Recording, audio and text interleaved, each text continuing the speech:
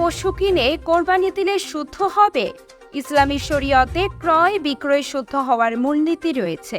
ক্রেতা বিক্রেতার অস্তিত্ব থাকা, পণ্য ও মূল্য নির্ধারণ হওয়া, উভয়ের সম্মতিতে প্রস্তাব গ্রহণ সম্পন্ন হওয়া, অপবিত্র বস্তু ক্রয় বিক্রয় না করা, প্রতারণার আশ্রয় না নেওয়া সহ আরও মূলনীতি রয়েছে।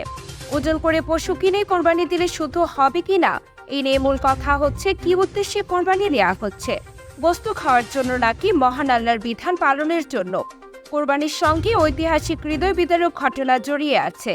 তাই শুধু বস্তু খাওয়াই যেন কোরবানির মূল লক্ষ্য না হয়, বরং কোরবানির যে শিক্ষা তা হৃদয়ে ধারণ করে কোরবানি দেওয়া উচিত। ইসলামের শরীয়তে ওজন করে পশু কিনে কোরবানি দিলে নাজায়েজ বলা হয়নি। এ প্রসঙ্গে ফুকাহায়ে কেরাম বলেন, যদি পছন্দের গরু বা অন্য পশু আলোচনা সাপেক্ষে কেজি প্রতি মূল্য নির্ধারণের ভিত্তিতে উভয়ের সম্মত হয়ে বেচা কেনার চুক্তি সম্পন্ন করে, এই বেচা কেনা বৈধ বলে বিবেচিত হবে।